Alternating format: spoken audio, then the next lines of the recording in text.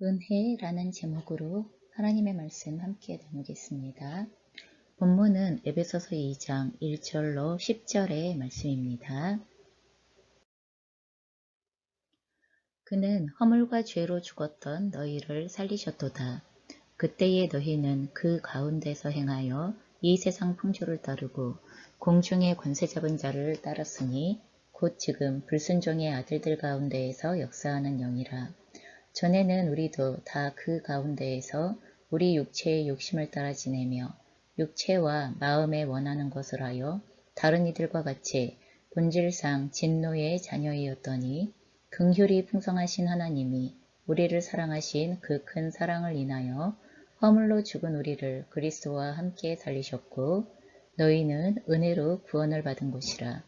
또 함께 일으키사 그리스도 예수 안에서 함께 하늘에 앉히시니 이는 그리스도 예수 안에서 우리에게 자비하심으로써 그 은혜의 지극히 풍성함을 오는 여러 세대에 나타내려 하심이라.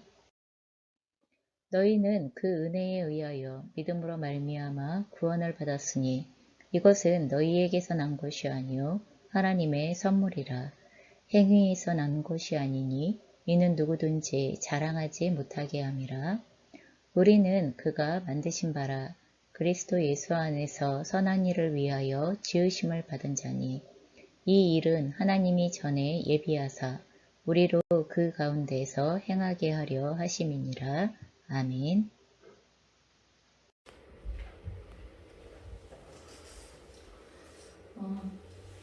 여러분 혹시 프로그램 중에서 유퀴즈 온더 클럽이라는 프로그램 혹시 보시나요? 네, 유명한 프로그램이라 특급 프로그램이라 아시는 분들은 잘 아실 것 같아요.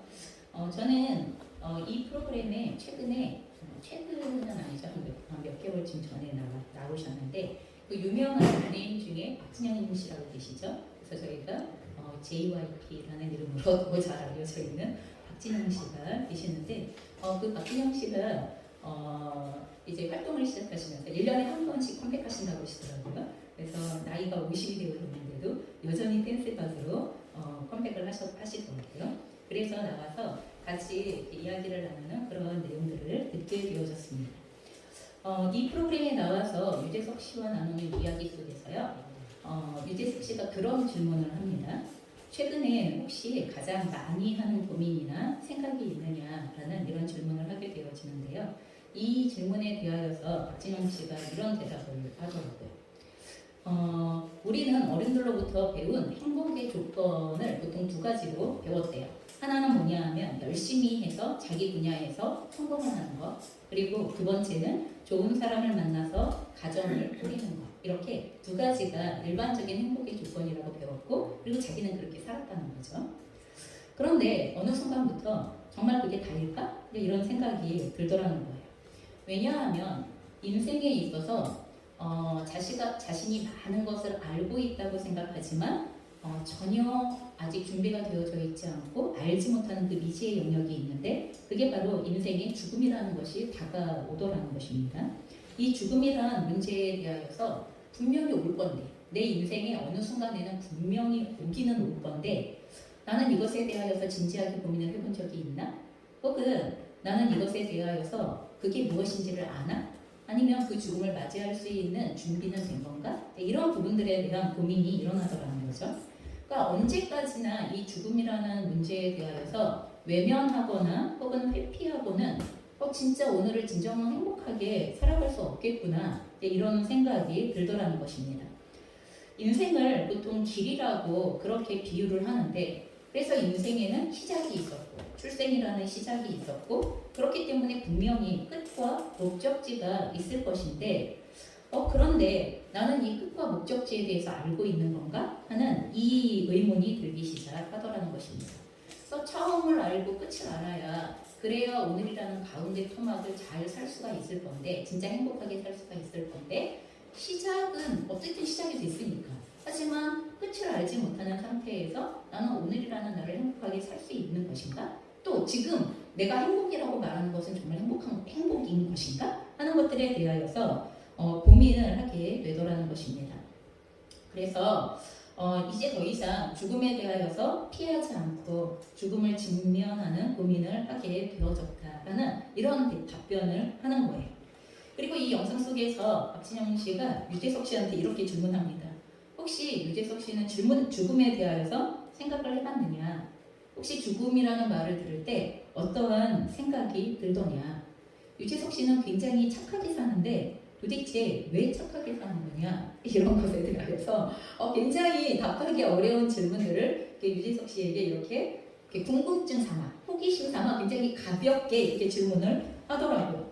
이것에 대하여서 유재석 씨가 뭐라고 답변을 하냐 하면 솔직하게 죽음이라는 것에 대하여 나는 자꾸 외면하게 되어지고 회피하게 된다. 이게 일반적인 것 같다라고 이렇게 답변을 합니다. 어떻게 되어질지 모르는 미지의 영역이라고 생각을 하기 때문에 깊게 생각하지 않고 그냥 오늘을 열심히 살지 뭐 이렇게 생각하게 되어진다는 거예요. 그냥 오늘을 열심히 살다 보면 어떻게 되겠지 이런 생각을 하게 된다는 거예요. 그리고 대부분의 사람들은 그렇게 대강 죽음이라는 문제나 그리고 왜 이렇게 살아가야 하는 것인가 라는 것에 대한 문제를 착하게 살면 착하게 사는 대로 혹시 또한 범죄를 한다면 범죄를 하는 대로 또 내가 원하는 대로 그 어떤 삶을 살고 있다면 사는 대로 이렇게 살아야 하는 것이 맞는가? 아니면 왜 이렇게 사는가? 라는 것의 그 깊이까지는 생각을 대부분은 하지 않고 그냥 산다는 거죠.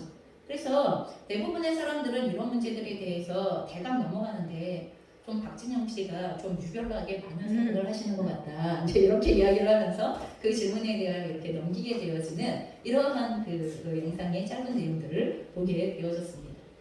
저는 이 내용을 보면서 적어도 박진영 씨가 참 솔직하고 용기 있다는 생각이 들었습니다. 적어도 박진영 씨는 지금 좌충우돌하면서 이 자기에게 닥쳐올 죽음이라는 질문 앞에 그리고 인생의 끝을 알고자 하는 그리고 인생의 끝의 이유를 알고자 하는 그 질문으로 인하여 오늘의 삶을 더욱 올바르게 그 목적을 근거로 한 오늘의 삶을 살기 위한 이 갈팡질팡하며 좌충우돌하는 과정들을 지나가고 있다는 것입니다. 우리가 그 여러 매체들을 통하여서 박진영 씨가 이단과 관련되어져 있는 것들, 또 기독교의 구원에 대하여서 강의하는 내용들, 막 이런 내용들이 지금 이렇게 돌아다니고 있는 것을 보게 되어지는데, 저는 아주 훌륭한 과정을 지나가고 있다고 생각합니다. 우리는 한 번에, 그렇죠? 진리와 그리고 또한 구원의 길이나 죽음의 문제를 한 번에 직면할 수 있으면 참 좋지만 그 문제는 그렇게 쉬운 문제가 아닌 거죠. 그래서 굉장히 열심히 좌충우돌하면서 그 길을 찾아가고 있는 과정에 있다는 것을 보게 되어지는데 저는 그분이 정말 궁극적으로 올바른 답을 찾게 되어질 수 있기를 간절히 함께 기도하게 되어지고 응원합니다. 또 한편으로는 유재석 씨의 응답을 들으면서 대부분의 사람들이 제대로 해결하지 못하고 있는 두려움의 문제를 여전히 외면하고 회피하는구나. 여전히 외면하고 회피하고 어떻게 되겠지. 그냥 열심히 오늘을 살다 보면 어떻게 될 거야. 이런 마음으로 그냥 오늘을 살아내고 있는 거구나. 수많은 사람들은 사실 이렇게 있구나. 유재석 씨가 얘기하는 것처럼 대부분의 사람들은 그 이상의 깊이의 생각을 하는 것을 힘들어하고 두려워하고 싫어하고 또 답을 찾을 수 없을 거라고 생각하기 때문에 시작조차를 하지 않으려고 하는 이러한 태도들이 많은 사람들에게 있구나라는 것을 다시 한번 생각하게 되어집니다. 여러분, 인생을 살아가는 많은 사람들에게는 해결하지 못하고 지나가고 있는 많은 두려움의 문제들이 있습니다. 단지 그것을 얼마만큼 표현하느냐, 그거를 얼마만큼 내적인 문제로 그냥 가지고서 그냥 어떻게 되겠지 하고 지나가느냐, 이게 다른 건데 이게 어떻게 되겠지 하고 지나간다고 하여서 사실 해결은 되는 것이냐 하면 그건 아니에요.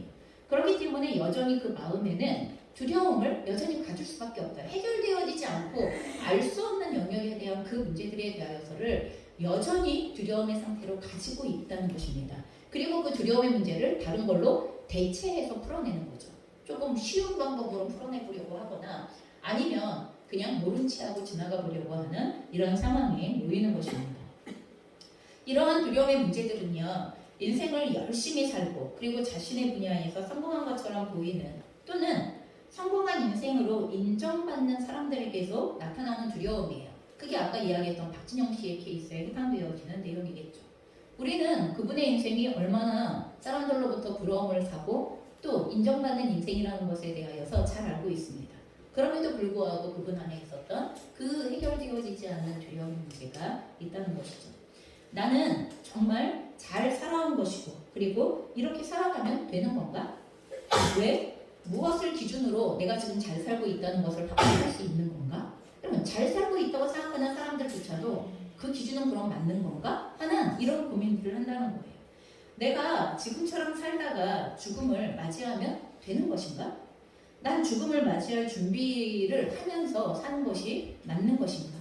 인생의 끝을 올바로 알고 다르게 가고 있는 것이 맞는 것인가? 여러분은 혹시 이런 고민 앞에 진지하게 대면하고 서보신 적이 있느냐는 것입니다. 여러분, 이런 박진영 씨와 같이 인생에 있어서 성공했다고 하거나 아니면 사람들로부터 저 정도면 성공한 거 아니야? 라고 인정을 받는 사람들에게서도 이 두려움의 문제는 여전하지만 자신의 인생에 대하여서 후회하거나 또한 불만족스럽거나 심지어는 인생 전체, 자기 인생 전체를 저주하고 부정하고 싶어하는 사람들도 있어요. 정말 자기 인생이 싫은 거예요. 내 인생의 역사가 싫고 내 인생의 날들이 너무나 싫은 거예요.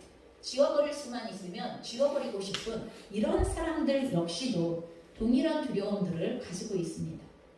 내 인생을 이렇게 살아서는 안 될 것 같은데 후회스럽고 불만족스럽고 그리고 다시 살 수 있는 기회가 있다면 정말 그럴 수만 있다면 되돌리거나 아니면 모두 지워버리고 싶은 내 인생은 그렇게 잘못한 것 투성이의 인생들인데 도대체 이것을 어떻게 이해하나?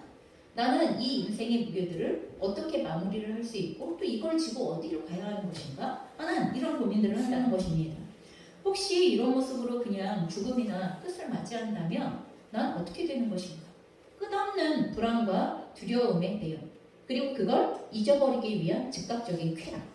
그리고 이 문제를 도무지 해결할 길이 없다 보니까 에이 그냥 먹고 마셔. 인생 뭐 별거 있어? 먹고 마셔. 인생 뭐 별거 있어? 그냥 마음대로 해. 이런 결과들을 대체하는 거죠. 그게 답이어서가 아니에요. 인생 뭐 별거 있어? 먹고 마셔. 이렇게 말하시는 분들 역시도 그게 스스로가 자기의 인생의 답이라고 생각해서의 그 행동과 그리고 그 결정을 내리는 것은 아니라는 것입니다. 찾을 수 없기 때문에 그 두려움이 여전히 내 안에 내재되어져 있는 것에 대하여 해결할 길이 없기 때문에 그 대체적인 방편을 찾아내고 있는 것일 뿐이라는 것입니다. 그리고 이 두려움들을 해결하기 위한 방편으로 여러분 인간이 만들어낸 것이 뭐냐 하면 세상의 종교입니다. 그래서 깨달음이 있다면 혹은 선하게 살기만 한다면 최소한 타인에게 해를 끼치지만 않는다면 혹은 해탈할 수만 있다면 여러분 이와 같은 등등의 인간이 만들어낸 적어도 이 정도라면 나의 인생의 두려움의 문제를 해결할 수 있는 것 아니야? 라고 생각하는 여러분 이러한 인간이 만들어낸 모든 노력들을 총동원하여서 여러분 두려움을 해결하려는 방편 그리고 이것을 구원의 길이라고 스스로 명명하는 거죠. 자기 스스로가 아니면 자기 스스로가 내가 선택한 길이 구원의 길일 거야 라고 이렇게 스스로 명명하는 방식을 통하여서 그 두려움을 해소하려는 방식 여러분 이것을 우리가 인간의 종교라고 세상의 종교라고 이렇게 이야기를 한다는 것입니다. 하지만 여러분 기독교의 복음은 그것이 아닙니다. 여러분 기독교의 복음은 구원이 오직 하나님으로부터 주어진다는 메시지예요. 이런 인간들이 가지고 있는 모든 불안함의 문제 이 모든 불안함의 문제를 해결할 수 있는 길이 오직 하나님으로부터 주어진다 라는 메시지가 여러분 이것이 바로 복음입니다. 인간의 노력, 인간의 어떠한 지혜를 짜내는 방식을 통하여서 인간이 만들어낼 수 있는 모든 방식을 동원하여서 절대로 인간은 그 두려움의 문제를 해결할 수 없어 라는 것을 알려주는 것입니다. 사람들은 스스로를 구원하려고 숱한 노력을 하지만 결국에는 어떤 노력으로도 자신을 스스로 구원할 수 있는 길은 없기 때문에 하나님께서 구원의 길을 하나님으로부터 열어주셨다는 것입니다. 그래서 하나님 편에서 하나님의 사랑과 능력으로 구원의 방법을 이루셨다는 것 그리고 그 구원의 방법이 바로 예수 그리스도시라는 것 여러분 이것이 바로 복음의 내용에 해당이 되어지는 것입니다. 한번 생각해 보시면 좋겠습니다. 아무리 뛰어난 사람이 인간이 구원을 얻는 길은 이런 걸 거야. 아니면 인간이 구원을 얻는 길은 바로 이런 거야. 라고 이렇게 규정한다고 해보십시다. 이렇게 뛰어난 방식을, 구원의 뛰어난 방식을 제시한다 하더라도 여러분, 그 구원의 방식을 제시하는 그 사람 자체가 불완전한 사람이고 부족한 사람이고 미흡한 사람이며 그리고 모든 불완전함을 가지고 있는 한 인간일 뿐인데 여러분, 그 한 인간의 제안이 진정한 구원의 길이 될 수 있냐는 거예요. 어떠한 아무리 뛰어난 사상가가 아무리 뛰어난 위인이 구원의 길을 제시한다고 하여서 그럼 그 사람 자체는 자신 안에 그 두려움을 갖고 있지 않느냐? 그 두려움을 해결할 길을 진정으로 갖고 있느냐? 아니죠. 그럴 수 없다는 것입니다. 아무리 뛰어난 사상과 이론과 주장과 방식으로 구원의 길을 제시하는 사람이라 하더라도 그 사람 자체가 완전하지 않습니다. 그 사람 자체가 불만족스럽습니다. 그 사람 자체가 미흡하기 그지없는 사람이며 그리고 연약하기 그지없는 인간으로부터 시작되어진 발상이라는 것을 우리가 생각할 때 사람이 제시하는 어떠한 구원의 길도 진정한 구원의 길은 될 수 없다는 것에 대하여 저희는 알 수가 있는 것입니다. 그렇기 때문에 세상을 만드시고 인간을 지으셨을 뿐만 아니라 완전한 지혜와 능력으로 하나님은 완전한 지혜와 능력 그리고 모든 것에 있어서 뛰어난 지혜와 능력을 가지고 계신 바로 그 하나님이 세상을 만드시고 인간을 지으신 분이시죠. 그래서 이 하나님께서 직접 인간 구원의 길을 하나님 편으로부터 알려주셨다는 것입니다. 여러분 가끔 개미가 줄지어 기어가는 거 보시죠. 개미가 줄지어 기어가는 것을 볼 때 그럼 끙끙끙끙거리면서 그러면 먹을 것을 지고 가는 것들을 볼 때 그럼 우리의 힘을 가지면 그냥 이렇게 난짝 들어서 이걸로 옮겨줄 수 있는 그런 거잖아요. 이렇게 난짝 들어서 요 언덕을 넘어가야 할 것을 이렇게 넘겨줄 수 있는 거가 있어요. 우리의 눈에 개미는 그래요. 우리의 눈에 그 벌레들은 그래요. 우리의 눈에 그 어떠한 동물들은 그래요. 그들의 눈높이에서는 절대로 볼 수 없고 이해할 수 없고 절대로 그들이 가지고 있는 그들의 특징으로 그 곤충의 특징 아니면 그 동물의 특징으로는 도무지 감당할 수 없는 지혜, 도무지 만들어낼 수 없는 지혜가 적어도 인간이라는 우리의 입장의 지혜에서 볼 때 얼마나 그게 쉬운 일이고 얼마나 그게 가능한 일인가에 대하여 해본 적 있으시잖아요. 하물며 인간을 비롯한 모든 피조물을 지으신 하나님이세요. 모든 창조의 세계와 그리고 모든 인간을 지으신 하나님이세요. 그분의 뛰어난 지혜와 완전한 능력으로서 우리에게 주시는 구원의 길은 이것은 완전한 구원의 길이며 부족할 것이 없는 구원의 길입니다. 오직 유일한 구원의 길이 되어진다는 것에 대하여 우리는 믿을 수 있다는 것입니다. 우리가 알고 있는 것처럼 사람들은 스스로를 구원하기 위하여서 가장 일반적으로 노력하는 방식이 무엇이냐 하면 선해지려는 거예요. 선을 행함을 통하여 구원을 얻을 수 있다고 생각해요. 그래서 불교에서도 공적을 쌓죠. 여러분 카톨릭에서도 심지어 공적을 쌓아요. 여러분 많은 카톨릭의 신도들도 자기가 선을 행하면 하나님의 나라에 들어갈 수 있다고 이렇게 생각합니다. 하지만 선해져야 한다는 사실을 알고 있는 사람들이거나 혹은 선해지기 위하여 애쓰는 사람들도 결국 자신이 그리 선하지 않다는 것을 그 선을 행하고 있는 자신 자체가 그렇게 선하지 않다는 것을 곧 발견하게 됩니다. 여러분 예를 들어서 겉으로 가난하지 않습니다. 하지만 속으로 음욕을 품고 있는 본인을 보는 거죠. 겉으로 남의 것을 도둑질하지는 않습니다. 하지만 끊임없이 탐욕을 품고 있는 자기 자신을 보는 것입니다. 내 안에 있는 내 모습을 정직하게 대면하기 시작할 때 내가 얼마나 선하지 않은가에 대하여 선하기 위하여 애쓰고 노력하는 그게 얼마나 때로는 위선적인 것처럼 여겨지고 불완전한 것으로 여겨지는가에 대하여 우리는 곧 대면하게 되어집니다. 다른 사람에 대하여서 엄청난 도덕적이고 윤리적인 잣대를 들이밀고 있는 그 순간에서조차 그 잣대로 자기 자신을 대기 시작한다면 자기 자신이 그 잣대에 미치지 못하게 되어질 것이라는 걸 다른 사람 아무도 몰라도 자기는 안다는 거예요. 여러분 이게 인간의 구원의 노력의 한계를 적나라하게 보여주고 있는 내용입니다. 그러면 인간은 도대체 왜 이런 것입니까?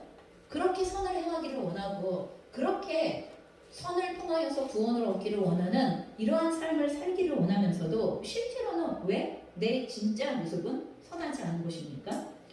하나님께서는 이러한 인간의 모습을요, 죄의 결과다라고 이렇게 말씀하세요. 이것들 우리가 지금 고민하고 있는 말하였었던 그러한 인간의 모습들은 죄의 결과다라고 이야기하시는데, 그러면 근원적인 죄, 근본적인 죄는 무엇이냐 하면 하나님의 형상대로 창조되어진 인간이 아름답게 살아갈 수 있도록 알려주시는 하나님의 말씀을 거부하고, 그리고 또한 그 말씀을 하시는 창조주를 신뢰하지 않는 것. 그래서 제멋대로 행하며 창조주이신 하나님과의 서목이 깨어져 있는 관계. 여러분, 이것을 근원적인 죄다라고 이렇게 말씀하시는 거예요. 하나님이 인간을 창조하신 것도 완전한 지혜이시며, 또한 인간이 인간답게 살아가는 길을 제시하시는 것도 하나님의 유일하고도 완전한 지혜예요. 하지만 그 창조주이신 우리를 만드신 하나님의 말씀을 우리는 거절하고, 에이 그렇게 산다고 되겠어요? 에이 그렇게 살면 좋겠어요? 에이 그렇게 살면 행복하겠어요? 그러면 그 말씀에 대하여 거부하며 그 말씀을 하시는 하나님 자체를 외면하고 신뢰하지 않고, 그랬기 때문에 하나님의 말씀대로가 아니라 하나님을 신뢰하는 방식대로 사는 게 아니라, 에이 내 맘대로 살래요, 내 욕심대로 살래요, 내 뜻대로 살래요, 내 멋대로 살래요. 여러분, 이 방식으로 삶을 살아가게 되어지는 여러분 그 모습, 그것이 하나님과의 관계가 깨어지는 상태를 이야기하는 것이며, 이것이 바로 근원적인 죄이다라고 이야기합니다. 그리고 결국 제멋대로 행하는 결과가 아까 이야기했었던 도덕적인, 그리고 또한 윤리적인 선하지 못한 마음을, 태도를, 행동을, 삶의 방식을 결과적으로 가져오게 되어진다는 것을 말씀하시는 것입니다. 여러분, 우리는 우리가 행한 행동의 어떤 범주를 죄라고 이야기하지만 하나님은 그건 결과일 뿐이야 이렇게 얘기하시는 거예요. 네가 자꾸 거짓말을 하는 것은 결과일 뿐이야. 뭐의 결과예요?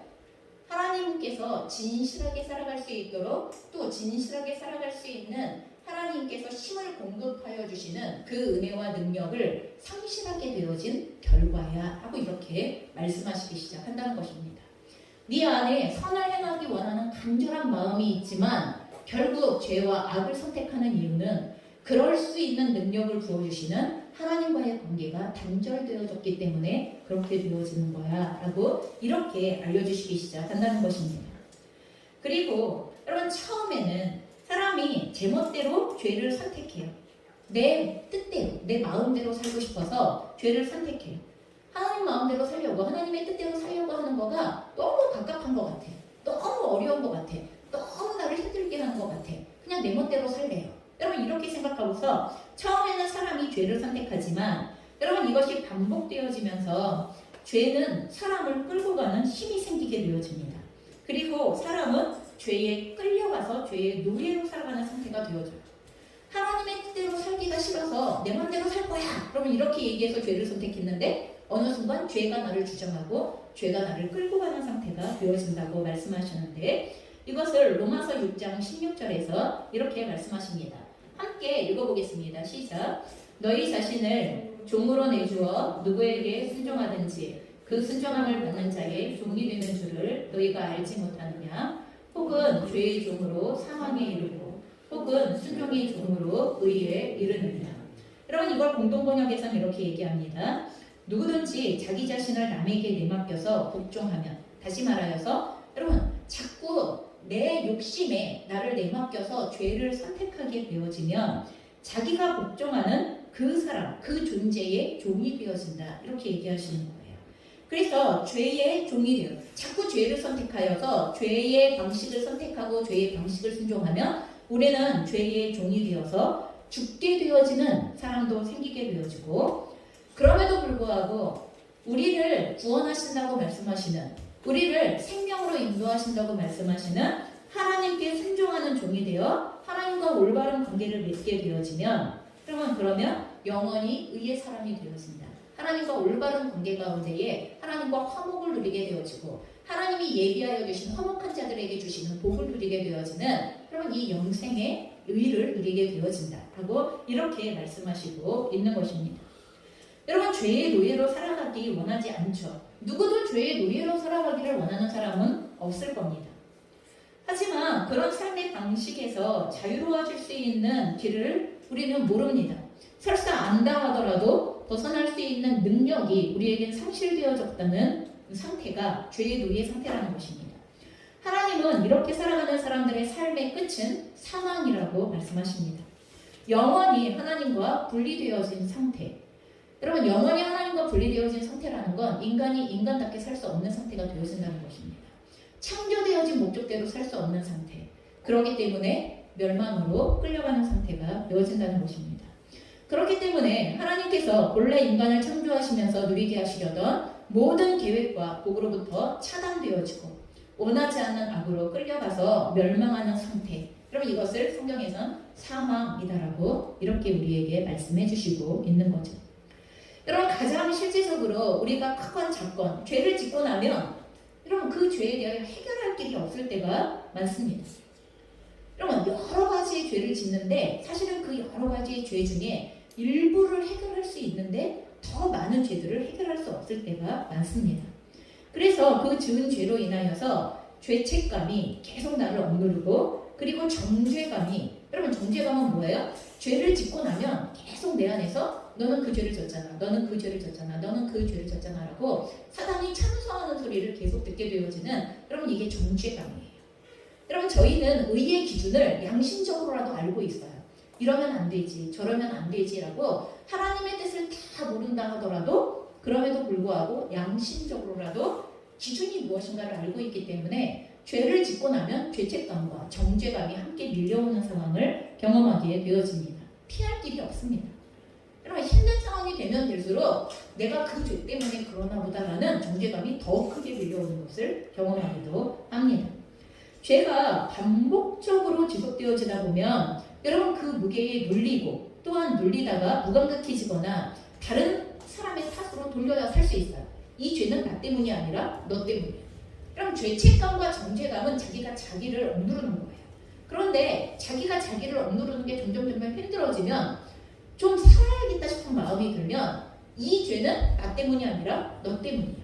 아니면 조직적인 문제야, 구조적인 악이야, 지도자들의 문제야, 아니면 교회의 문제야, 목사님 때문에 그래. 그러면 이렇게 다른 사람의 탓으로 돌려버리면서 이 죄가 적어도 전부는 다 나 때문은 아니야 라는 것에 대하여서 위로를 얻고 싶은 거예요. 위안을 얻고 싶은 거예요. 그럼 그런다고 해결되나요? 그러지 않습니다. 왜요? 다른 사람을 판단하고 다른 사람에게 탓하기 시작하는 그 순간 또 다른 판단하는 죄 가운데로 들어가기 시작하기 때문에 이 역시도 자유로울 수 없는 상태에 놓여지게 되어지는 것입니다. 결국 인생을 마치는 기점, 즉 죽음 앞에 서게 되어지면 그 모든 무게가 더욱 무겁게 짓눌러요. 그럼 죽음이 다가오기 시작하면 내 인생의 날들을 되돌아보기 시작을 하면서 나의 인생의 날 가운데에 잘못했던 것들, 죄라고 스스로가 생각하는 것들, 그리고 그 죄의 무게에 억눌려 있었던 것들로부터 이걸 도대체 어떻게 해야 되나, 이걸 도대체 어떻게 하고 내가 가야 되나 하는 이런 고민들을 하게 되어진다는 것입니다. 여러분, 이것에 대한 해답이 무엇일까요? 성경은 그것을 바로, 그 해답을 바로 복음이라고 이야기하는 것입니다. 복음은요, 사람들이 도덕적으로 실패한 문제에 대하여서, 또한 죄의 문제에 대하여서 그 받아야 할 형벌이 있는 것을 알고 있는 우리들에게 그 죄로 인한 도덕적인 실패로 인하여서 받아야 할 그 형벌의 내용을 예수님께서 대신 받으셨다는 것을 선포하는 게, 여러분 이게 복음이기 때문입니다. 고린도후서 5장 21절에 이렇게 선포합니다. 저희가 한 목소리로 읽겠습니다. 시작. 하나님이 죄를 알지도 못하신 이를 우리를 대신하여 죄로 삼으신 것은 우리로 하여금 그 안에서 하나님의 의가 되게 하려 하십니다. 여러분, 이게 현대인의 성경에서는요, 하나님이 죄를 알지도 못하신 그리스도에게 우리 죄를 대신 지우신 것은 우리가 그리스도 안에서 하나님에게 의롭다는 인정을 받도록 하기 위한 것입니다. 우리의 죄의 형벌의 문제를 해결하기 위하여서 그 죄의 값을 죄가 없으신 예수 그리스도께 짊어지게 하셨다는, 담당하게 하셨다는 메시지가, 여러분 이것이 바로 복음이라고 우리에게 말씀해 주시기 시작하는 것입니다. 여러분 이것은 죄의 결과인 사망의 문제를 하나님께서 예수님에게 담당하게 하셨다는 말입니다. 예수님께서 온 인류의 죄를 대신 지심으로 십자가에 달려 돌아가셨다는 거예요. 내가 달렸어야 할 십자가에 예수 그리스도께서 나의 죄를 대신 지고 달리셨다는 말입니다. 그리고 이것을 믿는 모든 사람들에게는 죄에 대한 용서의 길을 열어주셨다는 것이 이미 예수 그리스도께서 너의 모든 죄를 담당하여 돌아가셨어. 네 죄의 문제는 해결되어졌어. 너의 형벌의 문제는 해결되어졌어. 네가 치러야 할 값 이미 치러졌어. 그럼 이것을 믿는 사람들을 하나님께서 용서하여 주신다는 것입니다. 여러분 이것이 복음이죠. 그 결과 우리는 영원한 용서를 받을 수 있게 되었고 성경은 이와 같은 용서를 받은 사람들, 다시 말하여서 예수님 안에 있는 자에게는 예수 그리스도를 믿음으로 용서받았음을 믿는 모든 자들에게는 결코 정죄함이 없다라고 이렇게 선포하신다는 것입니다. 그리고 약속하신다는 것입니다. 여러분 성경에는요 은혜라는 말이 있습니다. 오늘 우리가 읽은 본문에도 있었습니다. 은혜라는 말은요 받을 만한 자격이 없는 자에게 값없이 거저주시는 선물을 의미하는 것이 그럼 그것이 바로 은혜입니다. 여러분 우리가 우리의 자녀들이 부모님에게 기특할 만한 짓을 해서 그럼 그래서 부모님들이 자녀들에게 은혜를 베푸는 것이 아니죠. 값없이 거저주는 은혜를 부모님은 자녀들에게 베풉니다. 딱 하나 이유는 사랑하기 때문이에요. 사랑한다는 이유 그 하나 때문에 자녀들이 그 난리를 치고 그리고 그렇게 자기 잘났다는 자기 잘난 맛에 살아가는 것처럼 부모의 권위를 무시하며 그리고 또한 부모를 멸시해도 그래도 부모가 이것에 대하여 참아내고 그리고 기다려주고 그리고 지속적으로 은혜를 베푸는 이유 지속적으로 그에게 사랑을 베푸는 이유는 그러면 여전히 그를 사랑하고 있기 때문이에요. 딱 하나 나는 오늘도 그럼에도 불구하고 그 자녀들을 사랑하기 때문에 은혜를 베푸는 일을 멈추지 않겠다는 결정을 하는 것입니다. 우리가 용서를 받을 만한 자격이 있거나 구원을 받을 만한 선한 노력을 했기 때문에 주어진 것이 아닙니다. 궁극적으로 죄의 노예로 영원한 멸망에 이를 수밖에 없었던 인간을 너무나 사랑하신 하나님께서 전적인 능력과 그리고 하나님 편에서의 전적인 일하심을 통하여서 예수 그리스도를 통하여 구원을 완성하시고 그리고 그것을 우리에게 선물로 주셨다라고 이렇게 말씀하시는 것입니다. 이게 오늘 우리가 읽었던 본문에 있는 에베소서 2장 8절입니다. 함께 봉독하겠습니다. 시작. 너희는 그 은혜에 의하여 믿음으로 말미암아 구원을 받았으니 이것은 너희에게서 난 것이 아니요 하나님의 선물이라. 메시지 번역에서는 이렇게 얘기합니다. 구원은 전적으로 하나님이 생각해내신 일이고 전적으로 그분이 하신 일입니다. 우리가 할 일은 다만 하나님께서 그 일을 행하시도록 그분을 신뢰하는 것입니다. 구원은 처음부터 끝까지 하나님의 선물입니다. 여러분 이렇게 번역이 되어져 있습니다. 하나님의 행하심을 믿고 그 선물을 받아들일 때 우리는 용서받고 구원의 삶을 시작하는 것입니다. 그럼 구원받은 이후에도 우리는 죄를 짓죠. 하지만 구원받은 이후에 지은 죄도 그 죄에 대하여 회개하기만 하면 우리에게 영원한 용서를 약속하신 예수 그리스도의 보혈의 능력 안에서 우리는 그 구원받은 이후에 지은 모든 죄도 용서를 받는 것입니다. 여러분 중심으로부터 돌이켜 회개하기만 하면 우리는 언제든지 하나님 앞에서 용서를 받을 수 있는 자라고 하나님께서 예수 그리스도 안에서 약속하신 내용을 저희가 매일매일 경험하면서 살아가는 것입니다. 하루라도 죄를 안 짓고 사는 사람이 있습니까? 하루라도 죄로부터 자유로울 수 있는 사람이 있습니까? 아니요, 절대로 없습니다. 그런데 그 하루라도 자유로울 수 없는 그 죄의 문제를 그날 그러면 우리가 하나님께 가지고 나아가 중심에서부터 해결할 때 하나님은 반드시 그 죄의 문제를 해결을 해주시고 하나님과 화목함의 관계를 온전케 지속하게 하여 주신다는 것입니다. 예수님께서 치르신 죄의 값을 내가 치른 것으로 받아들이는 것. 그래서 하나님과 다시 화목한 관계로 살아갈 길이 열리게 된 여러분 이것을 오늘 믿으라는 것입니다. 여러분 이것이 기독교의 복음을 받아들이는 방식입니다. 여러분 하나님을 신뢰하십시오. 우리를 구원하시려고 행하신 하나님의 구원의 방식을 신뢰하시고 오늘 그 방식을 통하여 우리를 구원하시겠다는 하나님의 약속을 신뢰하시고 그리고 하나님의 완성하심을 신뢰하십시오. 때문에 그리스도인은 죄로 인하여서 넘어지고 실수하고 실패하는 것을 두려워하지 않습니다. 여러분 우리가 그럴 수 있다는 것을 압니다. 우리는 연약해서 우리는 부족해서 그리고 우리는 많은 것에 있어서 불완전해서 우리가 자꾸 죄에 넘어지고 죄에 가담하고 실패한다는 것을 압니다. 하지만 이것을 우리는 더 이상 두려워하지 않습니다. 중심에서 죄를 회개하고 바로잡고자 할 때 반드시 용서하여 주시는 하나님의 은혜를 누리게 되기 때문입니다. 자, 이렇게 경험하는 하나님의 사랑과 은혜 때문에 그리스도인은 선한 일을 위하여서 살아갈 수가 있게 되는 것입니다.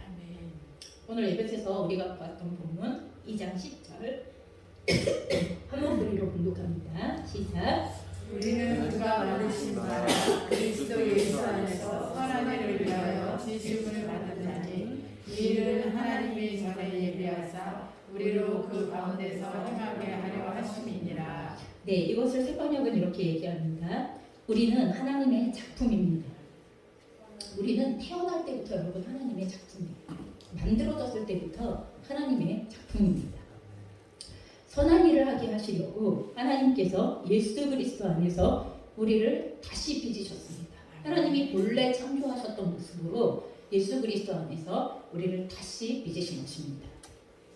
하나님께서 이렇게 미리 준비하신 것은 우리가 선한 일을 하며 살아가게 하시려는 것입니다. 여러분 그래서 구원받은 사람들은 그 은혜를 받은 것에 합당하게 살아가기 위하여 하나님께서 기뻐하시는 선한 일을 하며 살아가기를 원합니다. 여러분 선함의 기준이 나에게 있지 않고 하나님이 기뻐하시는 선한 일에 있어요.